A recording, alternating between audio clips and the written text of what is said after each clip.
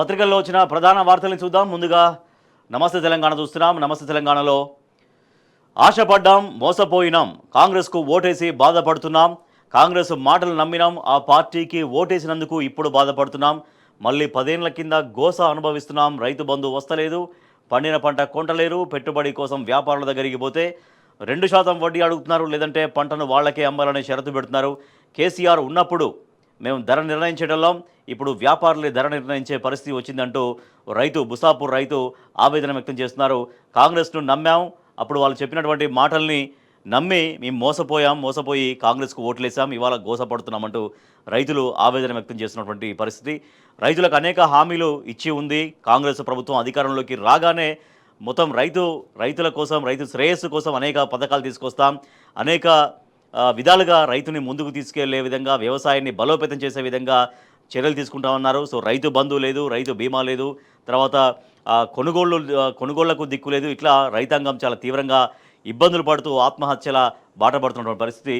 So దాంట్లో భాగంగా నిన్న నిజామాబాద్ జిల్లా బుసాపూర్లో నిర్వహించినటువంటి రైతులతో ముఖాముఖి కార్యక్రమంలో రైతు పీర్చంద్ కుటుంబానికి ₹1,00,000 ఆర్థిక సాయం అందజేస్తున్న బీఆర్ఎస్ అధ్యయన కమిటీ చైర్మన్ నిరంజన్ రెడ్డి, చిత్రంలో వేముల ప్రశాంత్ రెడ్డి, పువ్వాడ అజయ్ కుమార్, సత్యవతి రాథోడ్, కోటిరెడ్డి, బాజిరెడ్డి గోవర్ధన్, రసమయి బాలకిషన్, యాదవ్ రెడ్డి తదితరులు ఉన్నారు. ఇది బీఆర్ఎస్ పార్టీ ఆధ్వర్యంలో రైతు ఆత్మహత్యల అధ్యయన కమిటీ ఏర్పాటైంది. కమిటీ తన పనిని ప్రారంభించింది. రైతులు ఆత్మహత్య బాట ఎందుకు పడుతున్నారు? దాదాపుగా 400కు పైగా రైతులు ఆత్మహత్య చేసుకున్నటువంటి పరిస్థితి. తెలంగాణ రాష్ట్రంలో కాంగ్రెస్ ప్రభుత్వం ఏర్పడి కూడా అన్నే రోజులైంది, దాదాపు 400 పైన రోజులైంది. 400 పైన రోజుల్లో ఇప్పుడు 400కు పైగా రైతులు ఆత్మహత్య చేసుకున్నారు. దాదాపు 411 మంది ఆత్మహత్య చేసుకున్నారంటే ఇది చాలా చాలా చాలా ఆందోళన కలిగించేటువంటి అంశం. రైతులు వ్యవసాయాన్ని చేసి పంట పండించి ఒక దిక్సూచిగా, ఒక వెన్నెముకగా ఉండాల్సినటువంటి రైతులు ఎందుకు ఆత్మహత్య బాట పడుతున్నారు?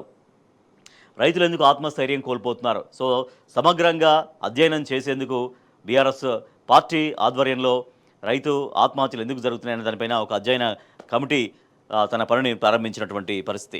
కాంగ్రెస్ చెప్పినట్టు 15,000 రైతు భరోసా, 2 లక్షల రుణమాఫీ అమలు చేస్తుందనుకున్నాం, రుణమాఫీ చేస్తలేరు, రైతు భరోసా ఎగ్గొట్టిండ్రు, సాగునీళ్లు వస్తలేవు, కరెంటు ఉంటలేదు, కేసీఆర్ ఉంటే కొండంత ధైర్యం ఉండేది, సర్పంచ్ ఎన్నికల కోసం మళ్లీ పథకాలు అంటున్నారు, ఈసారి తప్పు చేయం, కాంగ్రెస్కు బుద్ధి చెప్తాం, కాంగ్రెస్పై నిప్పులు చెరిగిన బాల్కొండ రైతులు కమిటీ ఎదుట గోడు వెళ్లబోసుకున్నటువంటి అన్నదాతలు. కాంగ్రెస్ను నమ్మి మోసపోయామని ఇప్పుడు గోసపడుతున్నామని, రైతు భరోసా రుణమాఫీకి ఆశపడి ఓటేస్తే కాంగ్రెస్ వాళ్ళు నట్టేట ముంచారని బీఆర్ఎస్ రైతు అధ్యయన కమిటీ ఎదుట రైతులు తమ గోడు వెళ్లబోసుకున్నారు.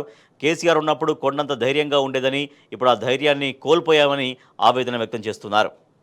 సో ఇట్లా రాష్ట్రంలో రైతాంగం పరిస్థితి ఉంది. రైతాంగం చాలా ధైర్యంగా ఉండాల్సినటువంటి వాళ్ళు, ధైర్యంగా ఉండి పంట పండించి వ్యవసాయాన్ని చాలా గొప్పగా చేయాల్సినటువంటి రైతులు ఉరికొయ్యలకు వేలాడడం, ఆత్మహత్య బాట పట్టడం సర్వత్రా ఆందోళన కలిగిస్తోంది. నేటి నుంచే 4 పథకాలు మండలానికి ఒక గ్రామంలో సంపూర్ణంగా అమలు, మార్చి ఆఖరు నాటికి రాష్ట్ర వ్యాప్తంగా విస్తరణ, మీడియాతో డిప్యూటీ సీఎం మంత్రులు వెల్లడించినటువంటి వార్త చూడొచ్చు. రైతు భరోసా, ఆత్మీయ భరోసా, ఇందిరమ్మ ఇల్లు, రేషన్ కార్డు పథకాలని ఆదివారం రాష్ట్ర వ్యాప్తంగా లాంఛనంగా ప్రారంభించనున్నారు డిప్యూటీ సీఎం భట్టి విక్రమార్క తెలిపారు. మండలానికి ఒక గ్రామాన్ని ఎంపిక చేసి ఆదివారమే సంతృప్తికర స్థాయిలో పథకాలని అమలు చేస్తామని చెప్పారు. 4 పథకాల అమలుపై సీఎం రేవంత్ రెడ్డి శనివారం హైదరాబాద్లోని కమాండ్ కంట్రోల్ సెంటర్లో సమీక్ష నిర్వహించారు. అనంతరం డిప్యూటీ సీఎం భట్టి విక్రమార్క, మంత్రులు పొంగులేటి శ్రీనివాసరెడ్డి, ఉత్తమ్ కుమార్ రెడ్డి, తుమ్మల నాగేశ్వరరావు మీడియాతో మాట్లాడారు. భట్టి మాట్లాడుతూ రాష్ట్రంలో మండలానికి ఒక గ్రామాన్ని యూనిట్గా తీసుకుని ఆ గ్రామంలో సంతృప్తికర స్థాయిలో 4 పథకాలని పూర్తి చేయబోతున్నాం. గ్రామ సభల్లో వచ్చిన దరఖాస్తులన్నీ క్రోడీకరించి అర్హుల్ని గుర్తిస్తాం, అర్హత కలిగిన ప్రతి చివరి వ్యక్తి వరకు ఇస్తాం, మార్చి కల్లా ఈ ప్రక్రియ పూర్తి చేస్తామంటూ స్పష్టం చేశారు deputy CM Bhatti Vikramarka. So Bhatti Vikramarka చేసినటువంటి ప్రకటనతో మరోసారి గందరగోళ పరిస్థితి నెలకొంది. ఇప్పుడు ఆ పథకాలు 4 పథకాలు జనవరి 26 నుంచి ప్రారంభిస్తామని చాలా ఆర్భాటంగా చెప్పారు ఇటీవల ముఖ్యమంత్రి గారు. కానీ మళ్ళీ ఇప్పుడు కేవలం ఒక మండలంలో ఒక గ్రామాన్ని మాత్రమే తీసుకుంటాం, ఫస్ట్ ఆ గ్రామంలో పూర్తిగా అమలు చేసే ప్రయత్నం చేస్తాం, తర్వాతనే మార్చి చివరి నాటికి అన్ని మండలాలకు, అన్ని గ్రామాలకు ఆ పథకాలు వర్తింపజేస్తామంటున్నారు. కానీ ఇక్కడే అసలు ఆందోళన అనేది స్టార్ట్ అయింది. మరి ఆ మండలంలో ఏ గ్రామాన్ని ఎంపిక చేస్తారు, ఆ గ్రామం క్రైటీరియా ఏంటి అనేది అర్థం కానటువంటి పరిస్థితి. కానీ ముందేమో 26 జనవరికి 4 పథకాలు గ్రౌండ్ చేస్తామన్నారు, ఇప్పుడు మళ్ళీ ఫస్ట్ అయితే ఒక గ్రామాన్ని ఎంపిక చేస్తామంటున్నారు. సో 26 నుంచి ఇక అందరికీ పథకాలు వస్తాయేమో, ఆ 4 పథకాలైనా కూడా ముందైతే చేరుతాయేమో అని ప్రజలు ఆశపడ్డారు, ఎదురు చూశారు. కానీ ఇప్పుడు కేవలం ఒక గ్రామానికి అంటే మరి మిగిలినటువంటి గ్రామాలకు ఎప్పుడు వస్తుంది? మార్చి అని చెప్తున్నారు, కానీ ఆ మార్చి అనేది నిజంగా మార్చి వరకు పాసిబిలిటీస్ అయ్యేటువంటి మాత్రం కనిపించట్లేవనేది గ్రామాల్లో జరుగుతున్నటువంటి చర్చ. 26 రోజు 4 పథకాలు అందరికీ వచ్చేస్తాయి కావచ్చు.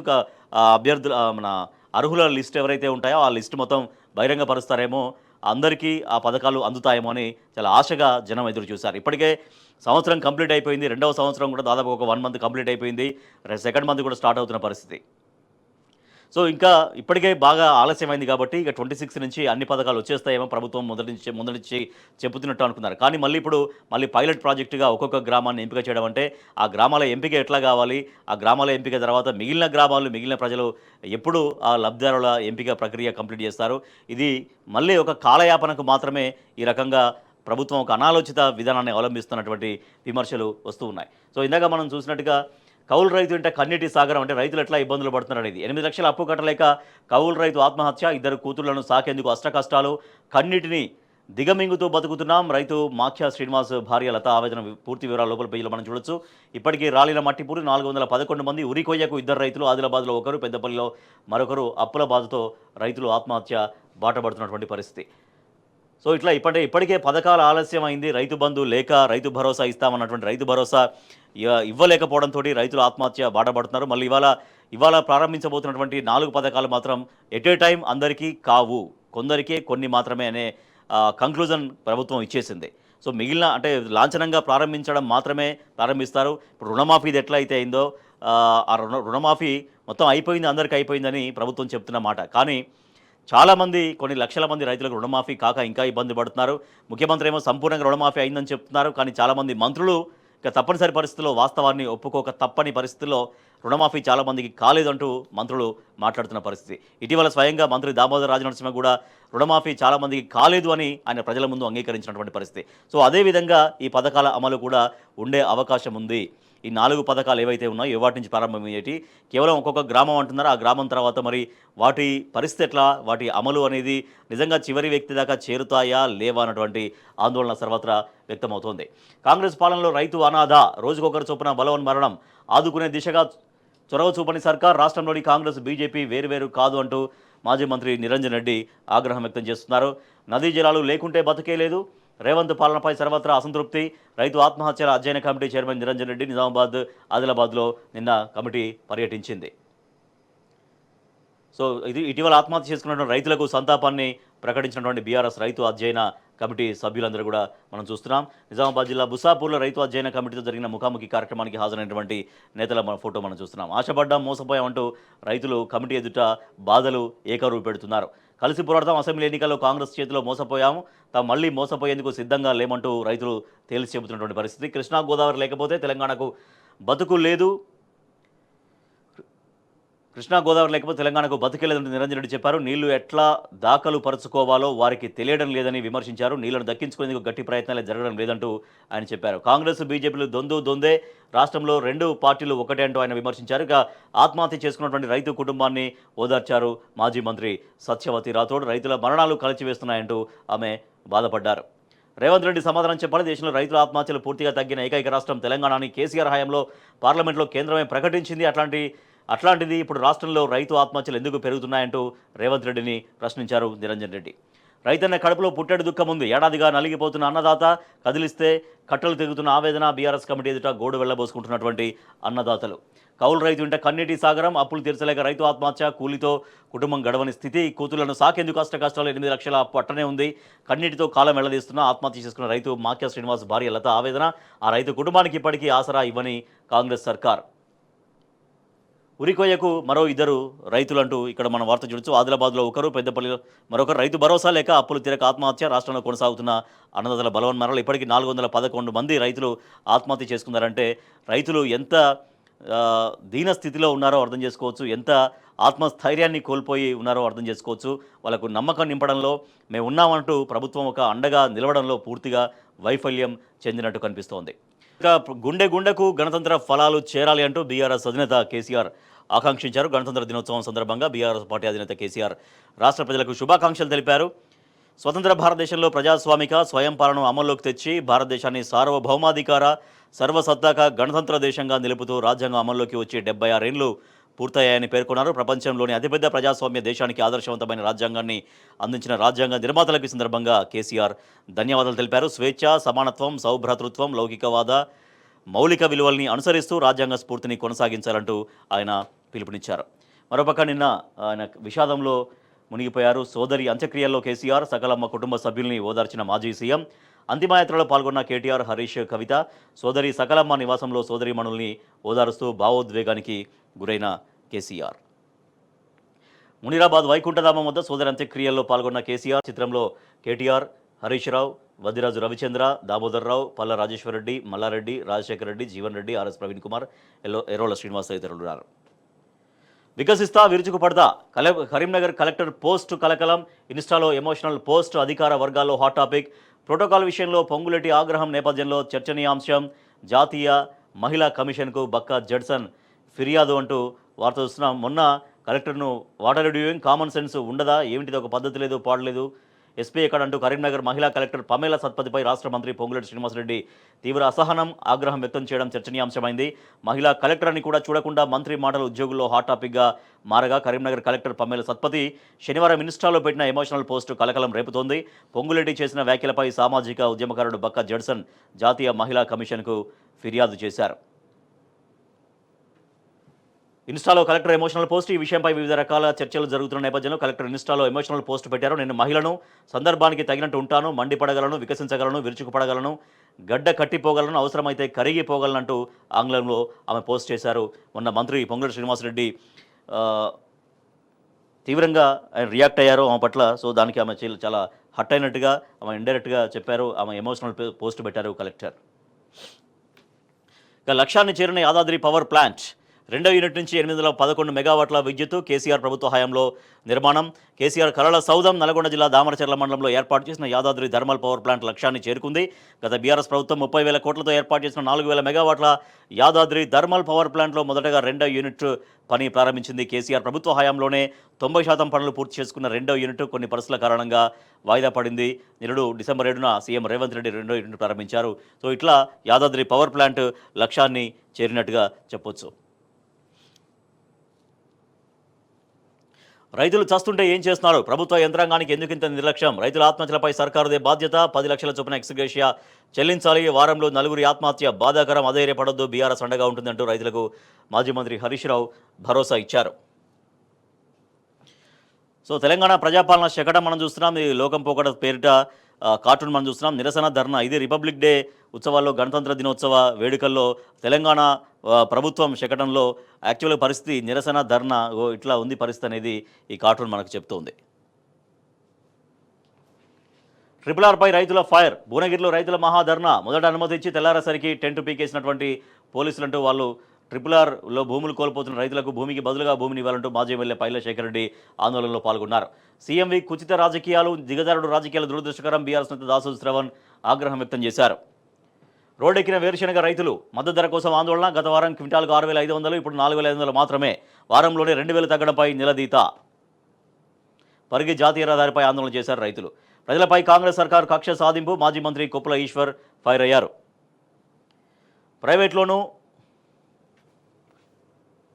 ప్రైవేట్లోనూ ఓబీసీ రిజర్వేషన్లు కేటాయించాలి. దక్షిణాది రాష్ట్రాలకు ఎక్కువ నిధులు ఇవ్వాలి. బీఆర్ఎస్ నేత మాజీ మంత్రి శ్రీనివాస్ గౌడ్ బెంగళూరులో కేంద్ర మంత్రికి వినతి.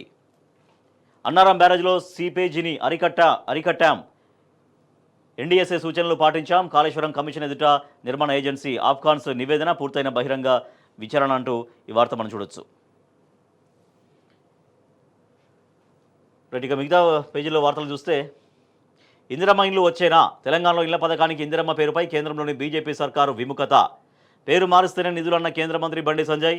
రాష్ట్రాల్లో ప్రధానమంత్రి ఆవాస్ యోజనకు అనుబంధంగానే గృహ నిర్మాణ పథకాలు ఉంటాయని కేంద్ర మంత్రి బండి సంజయ్ స్పష్టం చేశారు. సో ఇప్పుడు ఇందిరమ్మ ఇళ్ల మీద ఒక నీళ్ళు కమ్ముకున్న పరిస్థితి వస్తుంది.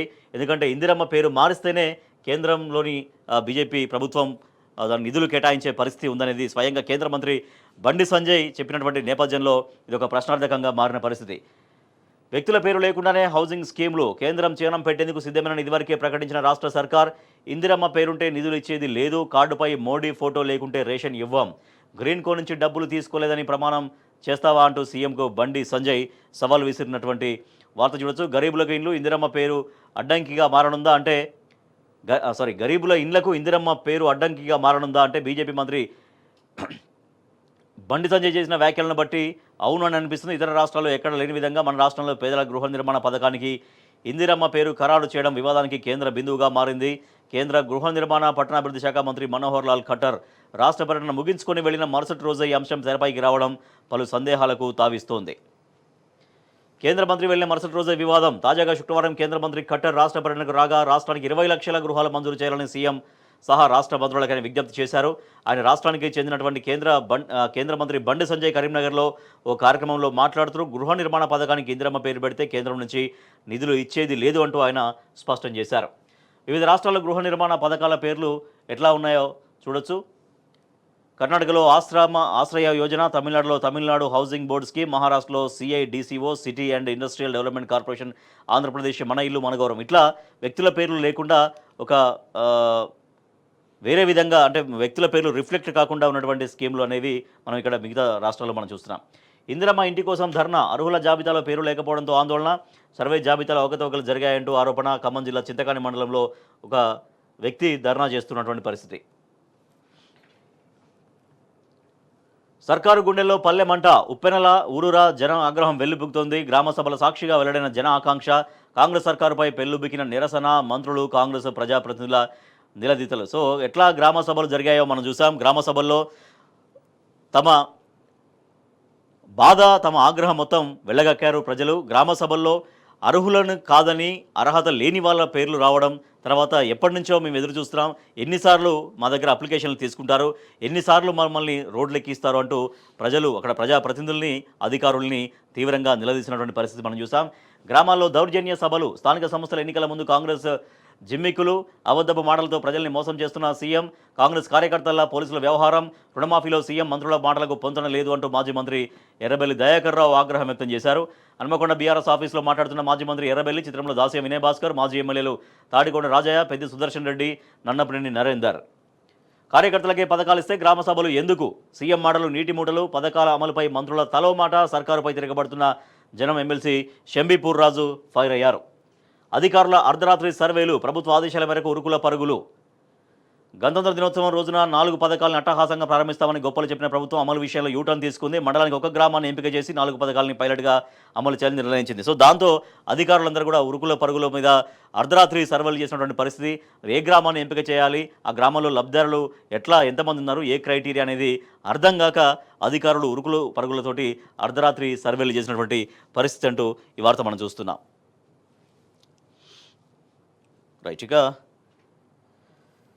పద్మ పురస్కారాలకు సంబంధించినటువంటి వార్త చూస్తున్నాం. ప్రతిభకు పద్మాభివందనం, 7గురికి పద్మ విభూషణ్, 19 మందికి పద్మభూషణ్ ప్రకటించిన కేంద్ర ప్రభుత్వం. తెలంగాణ నుంచి నాగేశ్వరరెడ్డికి పద్మవిభూషణ్, మందకృష్ణకు పద్మశ్రీ పురస్కారాల ప్రకటన. వివిధ రంగాల్లో ప్రముఖులైన 113 మందికి పద్మశ్రీ గౌరవం. తెలుగు రాష్ట్రాల్లో 7గురిని వరించిన ఈ పద్మ పురస్కారాలు. నటులు బాలకృష్ణ, శేఖర్ కపూర్, శోభన, అజిత్లకు పద్మభూషణ్ దక్కింది. డాక్టర్ నాగేశ్వరరెడ్డి, శేఖర్ కపూర్, బాలకృష్ణ, శోభన, అజిత్ వీళ్ళు పద్మ అవార్డులకు ఎంపికైనటువంటి వాళ్ళలో ముఖ్యులు. పద్మ పురస్కారాల గ్రహీతలకు శుభాకాంక్షలు అందజేశారు బీఆర్ఎస్ వర్కింగ్ ప్రెసిడెంట్ కేటీఆర్. అణగారిన వర్గాల ధిక్కారానికి ప్రతీకగా నిలిచి తన రాజీలేని మనస్తత్వంతో సామాజిక న్యాయ సాధన కోసం అవిశ్రాంతంగా ఉద్యమిస్తున్న పోరాట యోధులు మందకృష్ణ మాదిగకు పద్మశ్రీ అవార్డు రావడం ఆయా వర్గాలకు దక్కిన గౌరవం. అలాగే ఏఐజీ హాస్పిటల్ అధినేత డాక్టర్ నాగేశ్వరరెడ్డికి పద్మవిభూషణ్ రావడం అందుకోవడం తెలుగు వారందరికీ గర్వకారణం. వైద్య రంగంలో ఆయన చేసిన కృషి అనితర సాధ్యమైంది. నటుడుగానే కాకుండా లక్షలాది పేద ప్రజల జీవితాల్లో వెలుగులు నింపుతున్న హీరో నందమూరి బాలకృష్ణకు పద్మభూషణ్ అవార్డు రావడం హర్షణీయమంటూ ఆయన తన శుభాకాంక్షల్ని అందజేశారు.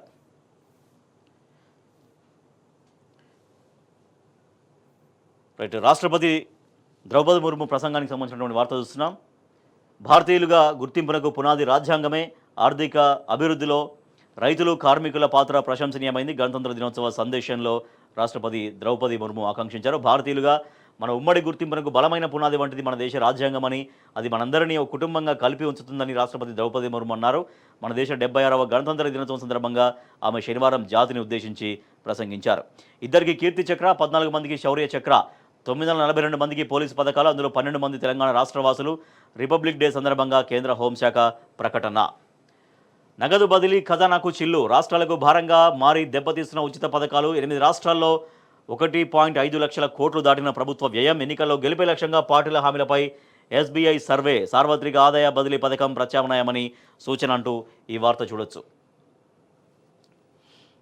ఇక మిగతా వార్తలు చూద్దాం. ప్రతి ఓటు విలువైందే, యువత ఎన్నికల్లో పాల్గొనాలి, దేశ ప్రగతిలో భాగస్వాములు కావాలి, రాష్ట్ర గవర్నర్ జిష్ణుదేవ్ వర్మ. బ్యాంకులకు నిధులు కటకటానికి వార్త మనం చూస్తున్నాం. 3 లక్షల కోట్లకు చేరిన లోటు అంటూ. ఇక తెలంగాణ నీటి హక్కుల్ని కాలరాసిందే కాంగ్రెస్ అంటూ ఒక ముఖ్యమైన వార్త మనం చూడొచ్చు. ప్రాజెక్టుల వారీగా నీరు కేటాయించాలనే నిబంధనలు సెక్షన్ 3కి బదులుగా చట్టంలో సెక్షన్ 89 మెలిక. ఫలితంగానే నీటి పంపిణీలో రాష్ట్రానికి తీరని అన్యాయం. నేడు నిస్సిగ్గుగా తమ వల్ల సాధ్యమంటూ అబద్ధాల ప్రచారం. సెక్షన్ 3 కోసం రాష్ట్ర ఏర్పాటు నుంచే కేసీఆర్ పోరాటం. ఎట్టకేలకు తలగిన కేంద్రం, ట్రిబ్యునల్కు సెక్షన్ 3 మార్గదర్శకాలంటూ ఈ వార్త చూస్తున్నాం. నీటి కుట్రలు మళ్లీ మొదలు. 100 ఎలుకలు తిన్న పిల్లి పుణ్యం కోసం తీర్థయాత్రలకు పోయిన చందంగా ఉంది ఇప్పుడు కాంగ్రెస్ వైఖరి. తెలంగాణ నీటి హక్కులను అడుగడుగునా కాలరాసి ఇప్పుడు తామే జల హక్కులను రక్షిస్తున్నామని ప్రగల్భాలు పలుకుతోంది. నిస్సిగ్గుగా తాము చేసిన పాపాలన్నింటినీ బీఆర్ఎస్పై వేసేందుకు పూనుకుంది. అందుకు సెక్షన్ 3 అంశమే నిలువెత్తి నిదర్శనంగా నిలుస్తోంది. 9.5 ఏళ్లు కేసీఆర్ పోరాటం. సెక్షన్ 89 ప్రకారం నదీ జలాల పంపిణీ చేపడితే తెలంగాణకు ఒరిగేదేమీ ఉండబోదు. ఉద్యమంలో ప్రతిధ్వనించిన న్యాయమైన నీళ్ల వాటా ఆకాంక్ష నెరవేరబోదని ఆదిలోనే నాటి సీఎం కేసీఆర్ గుర్తించారు. ఈ నేపథ్యంలోనే పరివాహక ప్రాంతం ఆధారంగా నీటి వాటాలు తేల్చాలన్న డిమాండ్ ముందు పెట్టారు. తేదీల వారీగా కేసీఆర్ నేతృత్వంలోని బీఆర్ఎస్ ప్రభుత్వం చేసినటువంటి కృషి మనం చూడొచ్చు. 2014లో ఇక్కడ కేసీఆర్ ప్రభుత్వం ఏర్పడింది, తెలంగాణ రాష్ట్రం ఏర్పడిన తర్వాత డేట్స్ కూడా మనం చూస్తున్నాం. ఎట్లా బీఆర్ఎస్ ప్రభుత్వం కృషి చేసింది నీటి హక్కుల్ని కాపాడే విధంగా అంటూ 2014 మేలో, తర్వాత 2014 జూన్లో, జూలైలో, 2014 ఆగస్టులో, సెప్టెంబర్లో, తర్వాత 2015 ఆగస్టులో, ఇట్లా అన్ని డేట్స్ వారీగా మనం చూస్తున్నాం. రాష్ట్ర ప్రభుత్వం రెండవసారి రాష్ట్ర ప్రభుత్వం వచ్చిన తర్వాత కూడా ఎట్లా నీటి హక్కుల్ని కాపాడే ప్రయత్నం చేసింది అనేది చివరిగా అక్టోబర్ 2023 కూడా బ్రిజేష్ కుమార్ ట్రిబ్యునల్కు సెక్షన్ 3 ప్రకారం ఏపీ తెలంగాణ మధ్య కృష్ణా జలాన్ని పునః పంపిణీ చేయాలని నూతన మార్గదర్శకాలు జారీ అంటూ ఎట్లా ప్రభుత్వం అప్పుడు బీఆర్ఎస్ ప్రభుత్వం కృషి చేసిందనేది ఈ వార్త చూడొచ్చు. స్కూల్ ఫీజు 24 లక్షల. రాష్ట్రంలో ఇదే అత్యధిక ఫీజు. ఇంటర్నేషనల్ పేరుతో స్కూళ్ల దోపిడీ. గ్రేటర్లో 120 బడులు అత్యధికంగా ఫీజులున్నాయి. ఈ పాఠశాలల్లో 5-6 లక్షలకు మించి వసూలు అంటూ ఈ వార్త స్కూల్ ఫీజులకు సంబంధించిన వార్త చూస్తున్నాం. అక్రమంగా 100 కిడ్నీలను మార్చేశారు. అలకనంద కిడ్నీ రాకెట్ దర్యాప్తులో కీలక విషయాలు. అలకనందతో పాటు మరో 2 దవాఖానాల్లో దందా. రిసీవర్ నుంచి 60 లక్షల వసూలు, డోనర్స్కు 5 లక్షలు, 9 మంది అరెస్టు, పరారీలో 6 అంటూ రాచకొండ సిపి వెల్లడించారు. రెడీగా మిగతా పత్రికల్లో వచ్చినటువంటి వార్తలు చూస్తే సాక్షి చూస్తున్నాం. సాక్షిలో 4 పథకాలు నేడేశ్వరు, రైతు భరోసా, ఆత్మీయ భరోసా, ఇందిరమ్మ ఇండ్లు, రేషన్ కార్డుల పథకాలు ప్రారంభం అంటూ ఈ వార్త మనం చూడొచ్చు. అలాగే పద్మ అవార్డులో విజేతలకు సంబంధించిన వార్త మనం చూస్తున్నాం. ఆంధ్రజ్యోతిలో కూడా పథకాల బౌండరీ, నేటి నుంచి ఇందిరమ్మ ఇల్లు, రైతు ఆత్మీయ భరోసా, రేషన్ కార్డుల మంజూరు. కానీ నిజంగా ప్రజలు ఎట్లా బాధలు పడుతున్నారు, మరి ప్రజలు ఎట్లా వెయిట్ చేస్తున్నారు అనేది ఆంధ్రజ్యోతి ఇక్కడ చూపించని పరిస్థితి. అక్కడ ఇప్పటికే దాదాపు సంవత్సరం పైగా వెయిట్ చేస్తున్నారు. మళ్ళీ వాళ్ళ కొంతమందికే అంటే మిగతా గ్రామాల పరిస్థితి ఏంటి, మిగతా ప్రజలేంటి, నిజంగా మార్చి వరకు అందే పరిస్థితి అయితే కనిపించట్లేదంటూ ప్రజల్లో ఆందోళన కనిపిస్తోంది. తెలుగు రాష్ట్రాలకు సప్త పద్మాలంటూ పద్మ అవార్డులకు సంబంధించిన వార్తలు చూస్తున్నాం. రైట్, ఇవి దినపత్రికల్లో వచ్చినటువంటి ప్రధాన వార్తలు. వీటికి సంబంధించి వార్తలు వాస్తవాలు చర్చ ప్రారంభిద్దాం.